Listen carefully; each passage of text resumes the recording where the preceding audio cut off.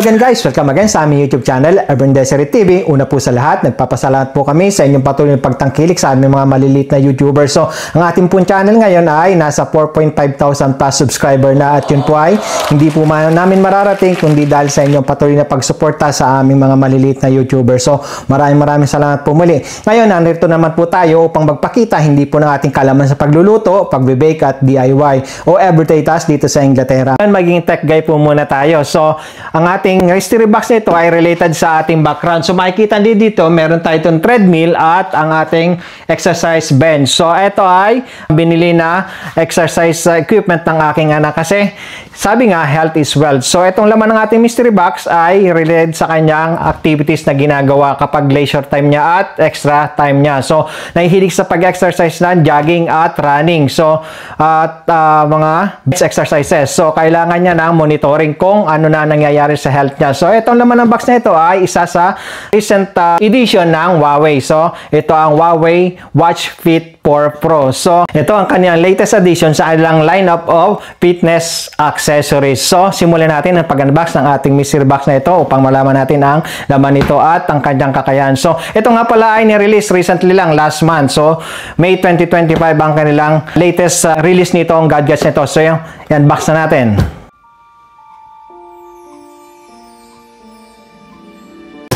So ito, simulan natin ang pag-unbox ng ating mystery box na ating bubuksan ngayon. Ito nga pala binili namin online para sa mga pre-orders. Ito ay magandang alternative sa mga smartwatch sa market ngayon kasi sa presyo nito na affordable kumpara sa mga premium na gadgets tulad ng mga iPhone. So tingnan natin kung ano naman ito. Well pack ang kanyang box.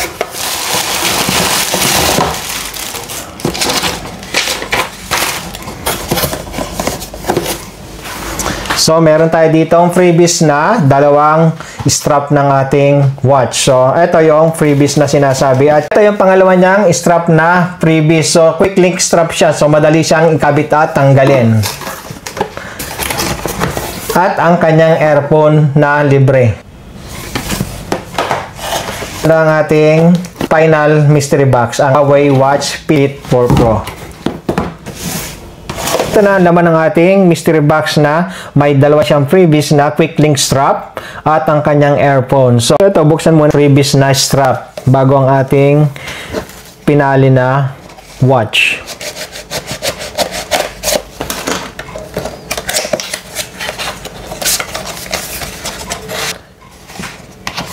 Isang color gray at isang black ang strap na pinili ng aking anak. So, ito nga pala ang latest na delivery para sa mga pre-online order.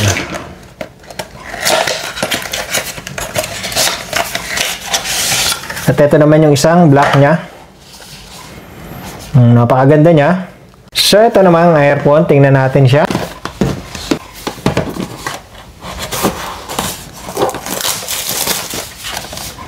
Oh, ba't hindi ka nga naman matetempt na bilhin nito sa mga previous na ito na kung bibilhin mo ng separate ay mas mahal.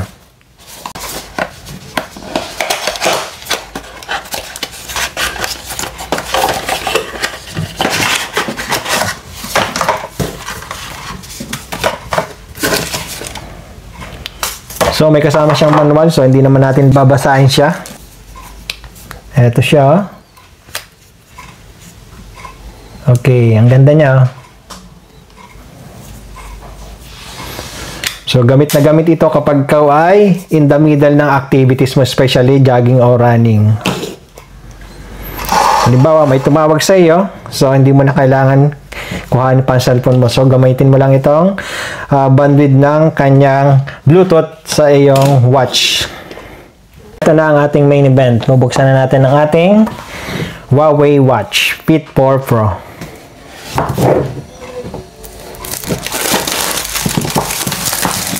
The Huawei Fit 4 Pro na binibida ng Huawei ay ang kanyang sleek design na built sa titanium alloy and aluminum alloy frame. So, complemented dito ng sapphire crystal display kaya kahit pa sa ilalim ng araw ay kitang-kita ang kanyang screen. So, ito siya. Napaka lightweight niya for just 27 grams only. So, hindi mo ramdam na may suot ka. Kahit pa all day mong suot ito. So, ang kanyang screen nga pala ay AMOLED 1.82 inch. Napakaganda ng kanyang screen design at ang kanyang cover, ito siya oh. Napaka-crisp ng kanyang display.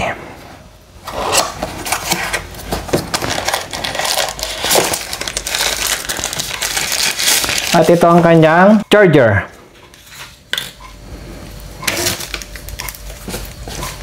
Wireless charging siya. USB 2.0 ang kanyang end.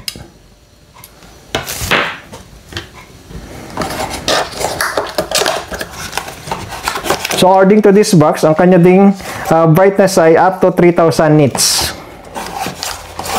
Kaya sa liwanag niya, kahit sa ilalim ng araw, kayang-kaya siya makita ang screen niya. So, ang ganda ng kanyang pagkakagawa ng kanyang overall frame and bracelet. Okay, simulan natin i-set up ang ating Huawei Watch. Ayan na, nag-start na siya. Parang typical na nag-set up lang tayo ng cellphone.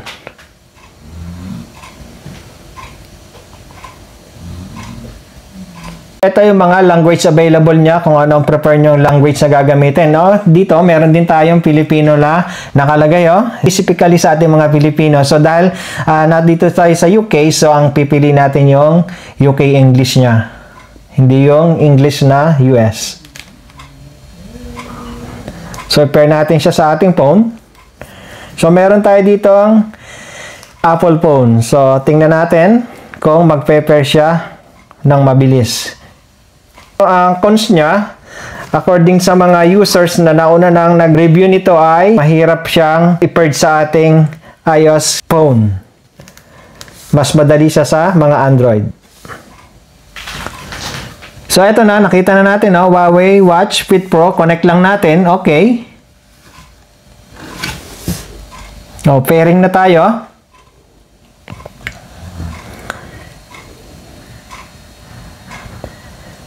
So, ayan o, Bluetooth pairing request. So, press lang natin yung ating pair.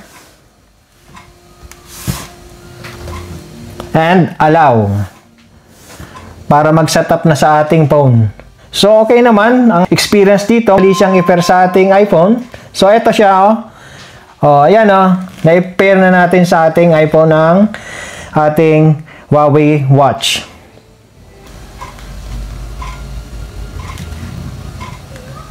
Ito na, naset up na natin ang ating Huawei Watch.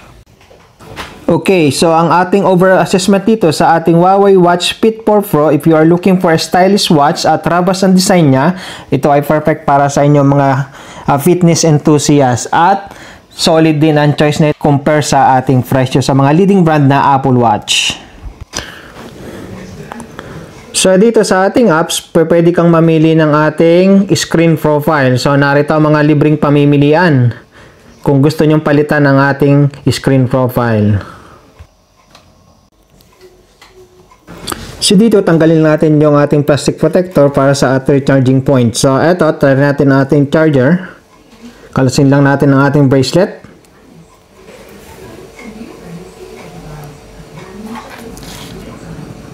Ayan, ganyan lang kasimple ang pag-charge ng ating wireless Huawei Watch Fit 4 Pro. So ito, explore natin ang feature ng ating Huawei Watch. So sinasabi na ito ay over 100 sports modes ang kanyang feature. So including ang health tracking sa ating heart rate, ang oxygen saturation o SpO2 at stress monitoring o even ang ating sleep tracking. So pwedeng ma-monitor nito kung ilang oras ang ating tinutulog sa gabi.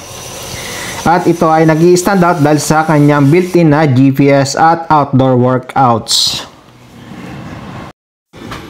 So ito, subukan agad natin ang ating pinagmamalaking ECG feature ng ating watch. So set up lang natin ang ating phone.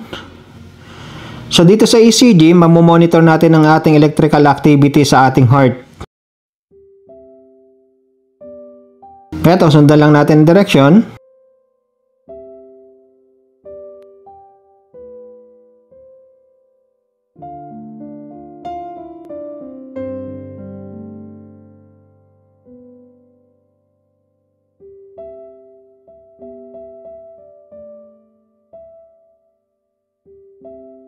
So ito, may countdown siya from 30 seconds down at i-measure nito ang ating electrical activity ng ating puso ko. So makikita dito kung may problema ang ating valve ng ating puso, ang ating artery.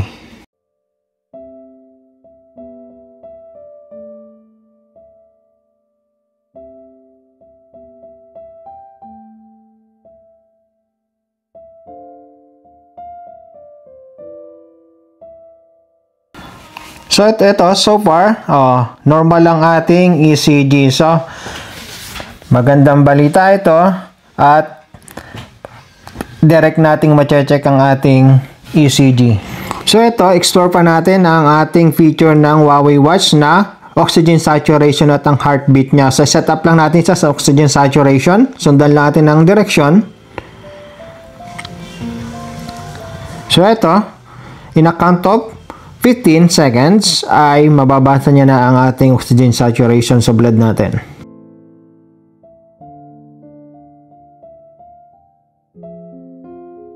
So ito, 99%. So almost perfect ang ating oxygen saturation. So this time yung ating namang heart rate. Set up din lang natin siya. Sundan ang direction. And viola, ito ang ating heart rate. So ito yung binibidang feature ng ating Huawei Watch. So perfect for fitness enthusiast tulad ng aking anak. So try naman natin yung ating sleep mode. So set up din lang natin siya. So dito set up lang natin yung time frame natin ng pagtulog at nang may record kung ilan ang haba ng ating tinulog sa gabi. So ito pa yung ibang feature ng ating Huawei Watch na magagamit natin sa ating fitness activities. So, set up din lang natin siya.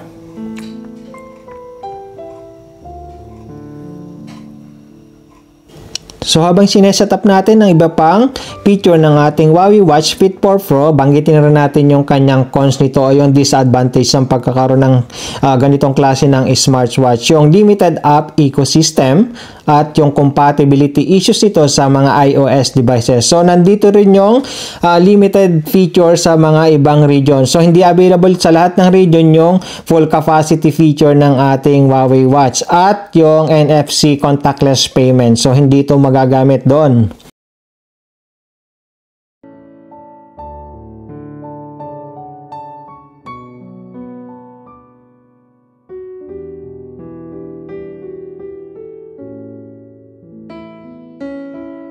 So, para sa mga fitness enthusiasts, number one consideration ay yung longevity ng mga smartwatches. So, dito sa Huawei Watch, binibida nito ang 10-day under typical use.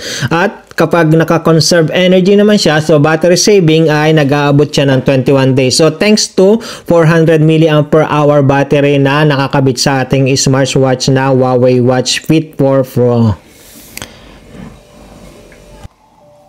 So, binibida rin ng ating smartwatch ang quick link strap nito. So, madali siyang tanggalin at palitan. So, meron dito ang button na i-press lang at viola, tanggal na ang ating strap.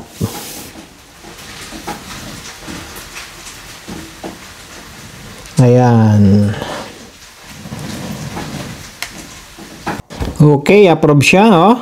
So, balik ko lang uli natin ang ating strap. So, kung gustuhin natin palitan ng ating spare na strap na previous dito, napakadali lang. Depende sa ating pagkagamitan. Kung sports o casual activities.